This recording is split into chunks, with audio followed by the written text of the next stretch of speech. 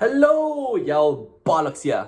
Today I'm going to be going through Chelsea's transfer window activity so far this year because God knows until it's actually closed, they will not stop signing random 18 and 19-year-olds on 3-decade-long contracts. I have the full list here of all Chelsea's new incomings. There's a lot more here than I realised, so I'm going to run through them all, see kind of how I think they fit into the system, fit into the team, how they're going to fit into the loan system and just be gone in about 2 or 3 years anyway.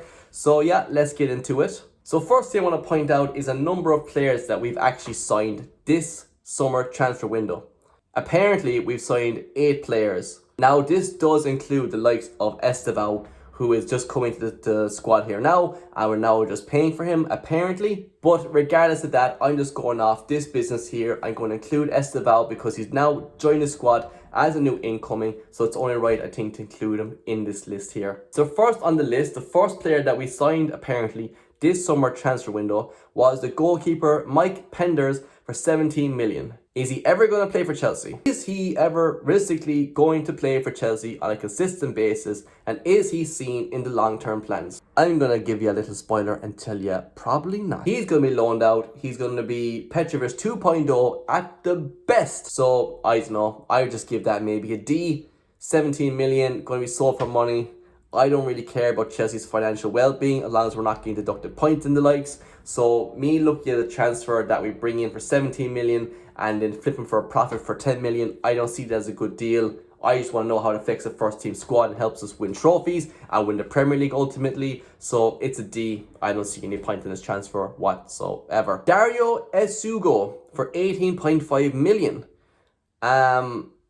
He is going to be Leslie Ukuchukwu 2.0. He's going to come in, play a few games, get loaned out, sold for a profit then. That position on the pitch is absolutely full.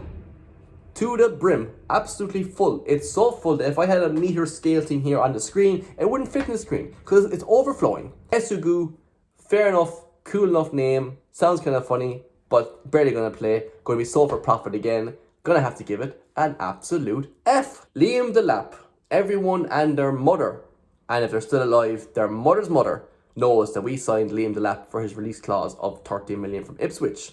12 Premier League goals there last season. He's young, he's got some experience in the league, which is good. So I'm happy enough with this signing. Will he come in as our starting striker straight away? I don't think so. I think he's going to be rotating with the other strikers that we have. But happy enough to have Liam Delap. Great signing. Again, didn't cost a whole lot, didn't break the bank. Good to get him in. I'm going to have to say this is probably B. It's pretty good. Mamadou Sarr, another random centre-back we've just signed from France. Well, technically, we signed him from ourselves because he came from Strasbourg. Don't know why we signed him. I don't know, just balancing books, sell the women's team to ourselves. You know how it goes these days. So, no idea. Is he going to play? I'm going to say, if he plays more than 10 games this season, I would be surprised. I would take my hat off to this man. I would take this hat off for that man, Mamadou Sarr, if he plays more than 10 games this season. But besides that, probably just going to be sold back to Strasbourg next year for 15, 16 million or something.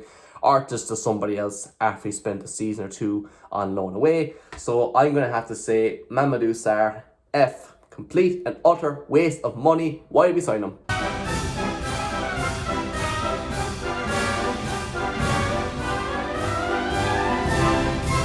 Kendry pays. It blows my mind, these players that we signed, and I'm just like, like Mike Penders, Esugu, Sarr and Pays, 17, 18, 12 and 17 million all combined together. Like, what is that about? We've spent 227 million so far this summer on players.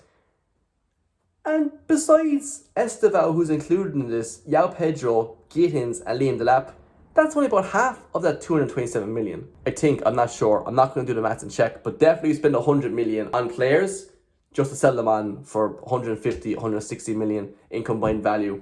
Who was I talking about before that? Oh yeah, Kendry Pays. Don't know, just signing to be sold on again, that's about it. F, what's the point? Like, fair enough, you want to sign these young players and then sell them on. There's definitely an element of that with Liam Delap, I would think. Or, to be fair, any player that we sign should look at Madueke and everybody else. But just buying players as literal assets to be moved on, like their property or something. It's mad. But again, these players are getting paid nice money to probably sit around, so might be a dream for them. But Kendry pays another F. Why did we sign him? Now we're moving on to the 3 players that are actually properly signed to be played as part of the team to try and win things and not to be used as a typical Blueco, Todd Bowley, buy players to send them on heartless transition that they turned this club into. Firstly, João Pedro, signed for 55 million. It's a nice bit of money. As in nice, I mean probably a bit much, but apparently he's already paid it back in the Club World Cup. So that kind of shows the heartless transactional money game that soccer has become, that just, oh sure, we already got the 55 back, it's fine, it's grand, it's like a free transfer. But he still takes up a place in the team. We still have him for the next 18 years left in his contract, so he needs to play well, he needs to score goals, he needs to not throw elbows at people like he did at Brighton, and also needs to not start fights with his teammates at the training ground, because then it'd be a waste of 55 million regardless. So I'm happy enough with João Pedro. When I saw it come in, I probably would have gave it a C based off what he did at that pre-season tournament at the Club World Cup. I would give it a B. Could become an A over time, but we'll wait and see. Who knows? I don't have a crystal ball. I can't tell you. But just right now, I think it's a very good addition of talent to the squad on the forward line, where all we've had in the past 2 years was Nicholas Jackson. And those 2 years have been tough watching him sometimes. Jamie Gittins, 48.5 million. I'm going to call him Madueke 2.0. He's going to be sold in 3 or 4 years' time for, I'm going to say, 60 million probably. I don't know. Probably to Arsenal, to be honest. I'm calling it now. Martinelli and Trossard will be gone in 2 or 3 years' time, and they'll sign Gittins from us. Pin this video and wait to see does that happen. But Gittin, I haven't really watched any of him, to be honest. I have no idea how good or bad he is. Apparently he's good. No one's really saying this is a waste of money. So looking forward to see how he gets on. So just to literally come off this fence I'm sitting on, I'm going to give it a C. I would have rather have kept Madueke, to be honest. But I suppose Gittins is more of the left winger that's right-footed.